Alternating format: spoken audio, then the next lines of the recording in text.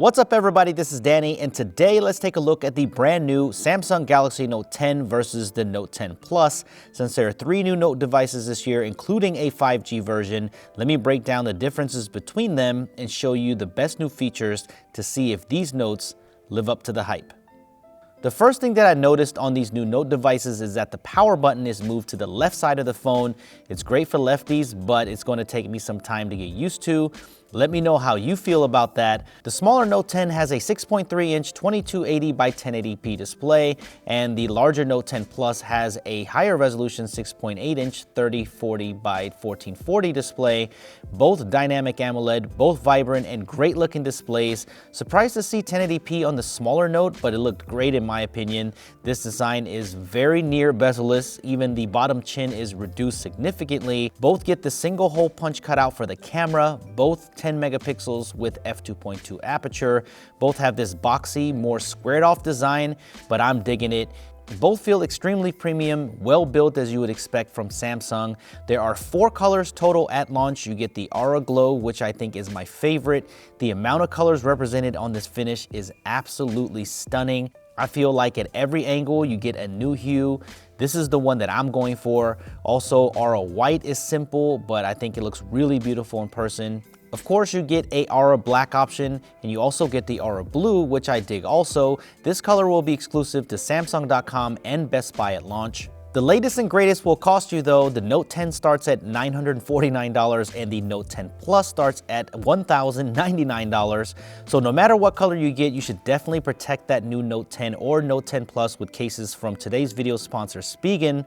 I've been using Spigen Cases for years, and they make legit cases for whatever phone that you are using, but of course they have them ready for the new Notes. It doesn't matter if you want a super thin case, a rugged case with a lot of protection, or something stylish with a mixture of both, Spigen has something you want.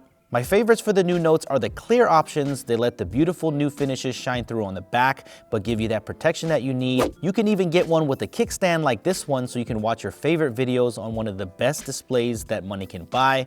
Don't be that person that buys the new Note and drops it and cracks that screen. I will leave a link down below for you to check out Spigen's affordable but high quality lineup for the new Notes.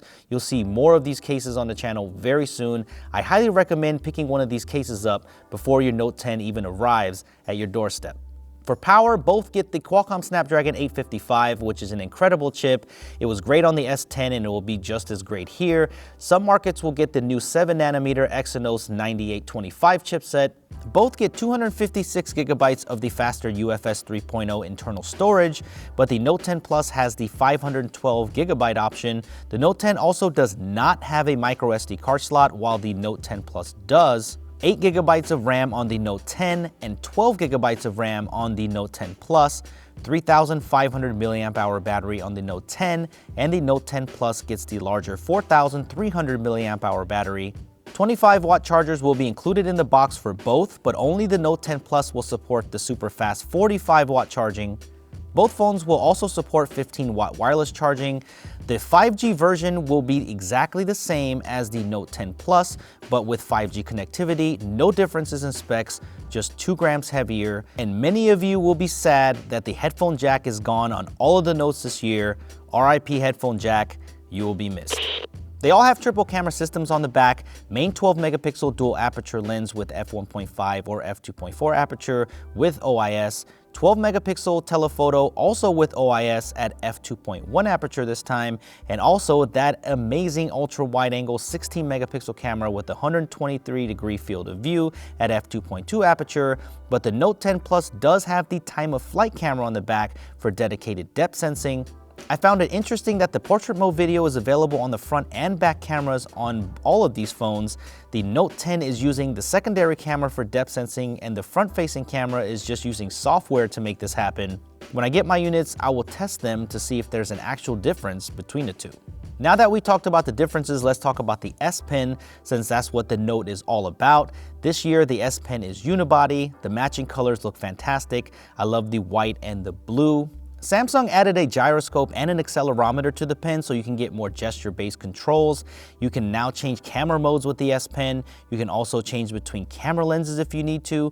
And with a rounded gesture, you can also zoom in and zoom out. So this takes the S Pen's ability to use it as a remote shutter button last year to the next level. So I can see this being awesome on a tripod, especially for content creation or group portraits. The gestures will be supported in the Gallery and Music app as well, and will be open to third-party developers with an SDK. So I can imagine some cool things happening, especially with gaming. So let's see what they do. You never know. It could be cool, or it could just be left in the dust like it was last year. Some other new cool features with the S Pen: you can write notes and then export it into Microsoft Word files, and the handwriting will be converted to text. I think a lot of pen users will find this to be handy. There's also a native video editor on board, so you can get creative and add effects, transitions, and more, so you can make your Note 10 your content creation tool. Samsung DeX is also here to turn your Note 10 or Note 10 Plus into a desktop with just a single cable to a monitor. There's a new feature this year that connects your Note to any Windows 10 device. You get text messages, access to your gallery, and notifications without even downloading an app.